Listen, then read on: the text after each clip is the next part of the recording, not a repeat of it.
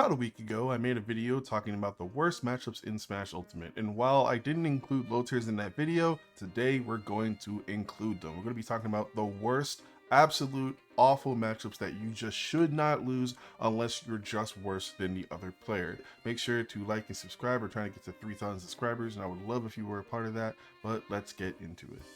Just as a small disclaimer before we get into it, this is a follow-up video on that last video, mostly talking about matchups I thought were pretty bad, but I didn't want to mention because they were definitely low tiers.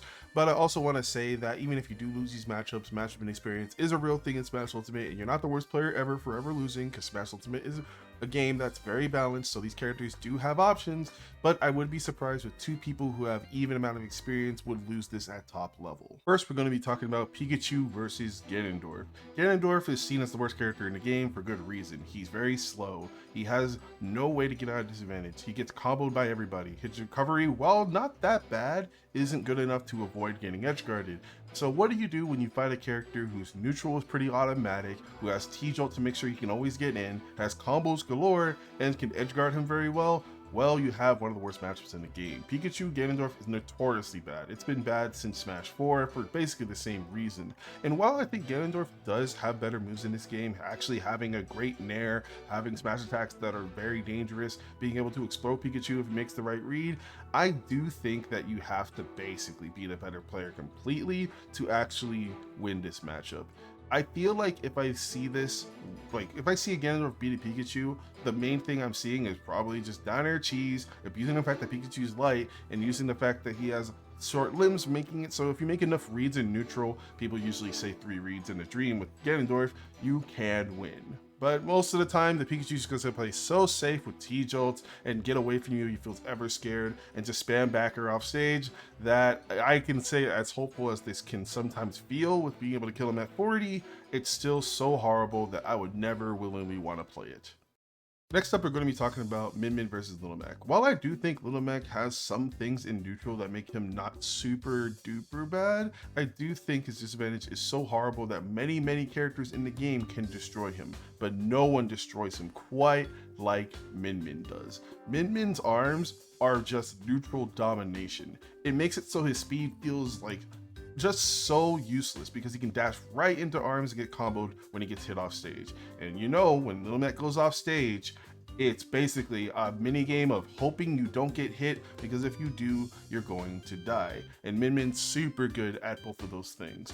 Yes, she does still get comboed, but hey, he doesn't have very long combos to actually abuse the fact that she gets comboed. Yeah, her recovery can be gimped, but what's Little Mac gonna do? Run off side B?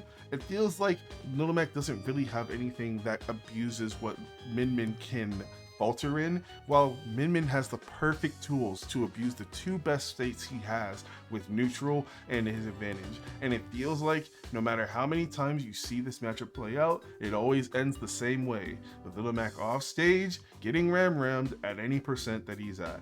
Yes, I do think being able to fight arms is nice, but it just doesn't matter. You can reposition so well with Min Min. This matchup's so bad. Next up, we're going to be talking about Sonic versus Jigglypuff. Sonic versus Jigglypuff is basically everything I talked about when I thought about Sonic versus Kazuya, but now you have a character who's just jumping around a lot, but can't really get any hits due to her range. It feels like Jigglypuff winning against Sonic is getting a few good rest reads and making it so that he has to approach her to get hit by those rest reads. But if you don't get those rest reads or never get the lead, you don't really have a good way to hit Sonic. Of course, your run speed is terrible, you don't have range at all, and you're extremely light, so all the combos that Sonic can do will just obliterate you. This is one of the hardest matchups in the game, not only because Jigglypuff is so unfit for it, but because Sonic doesn't have to do anything different. They all just works. You can just spin dash over and over again, you can run up grab her, you can still edge guard the character. You don't really get edge guarded that well since you move really fast, up B goes really far.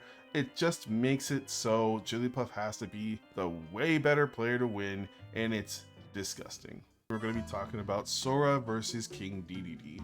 Sora is, well, I guess the new age potential character like Shulk was in Smash 4. There aren't a lot of Sora players, and he feels very awkward to learn, but what you do against Dedede is simple. You combo him and stay away from him. so you can't do anything. And it's very easy. Your projectiles are all good against Dedede, because even if he reflects them and doesn't do that well, he can just hit any part of any move and send Gordo right back at him. And if the Sora's proficient at comboing Dedede, Dedede's destroyed. Like, there's nothing Dedede can do to get out of the Sora combos. Sure, that's for everybody, but it's extraordinarily easy on Dedede. Being very big and very floaty makes it so nair, fair nair, doing all this just variations of combos to kill is very good. Even if you don't do that, even if you can't do that, you can just play regular Sora, throw your projectiles, just run away from him, make it so nair on shield's broken. It's so hard. I feel like if I ever see a Dedede win this, it's generally because while Dedede Sora can be atrocious, you can't really get a lot of damage if you don't know how to do the combo. But just learn how to do the combo. That's it. Learn how to do the combo and kill him from it, and it's just so much easier. It's one of the easiest matchups in the game to understand, and one of the easiest matchups to go for. Just spam nair until you get your combo, and then if he tries to throw a Gordo in any spot, do anything and it sends it back. Next, we're going to be talking about Hero versus Ice Climbers. I could put a lot of characters for Ice Climbers' worst matchups. Of course, there are a lot of probably +2s I could just put here. Snake, Min, Rob. But Hero Ice Climbers is the funniest and saddest one of all of them. It feels like Hero just has so many dumb moves to not only separate the Ice Climbers, but take advantage of the fact that there are two of them, because he gets mana back for hitting both of the Ice Climbers. So he gets double the mana for hitting a forward air or a back air, which means he has more spells to spam. And with his spells being his side B, making it so you can just obliterate Nana, because Nana takes more knockback than Popo, with having magic burst that obliterates them, having all of his all of his projectiles are extremely good at just killing like Nana really early, but even past that, having Zoom to go past disadvantage, which is pretty much the only spot that you can see Ice Climbers do well, is putting people at ledge and then ledge trapping them. It feels like Hero just has the tools to make this so hard. He has buffs, which means that he can obliterate Nana, who takes more knockback. I think while it does seem like Ice Climbers are pretty underrated because, you know, they're still very strong and can kill with ridiculous combos, it seems like Hero is just made for abusing the fact that even if he does get hit, he's not going to get hit harder than when he hits them. And he will always have the resources because he can just farm them with nonsense. It is one of the saddest matchups to watch when you see an Ice Climber fight a Hero who knows what to do.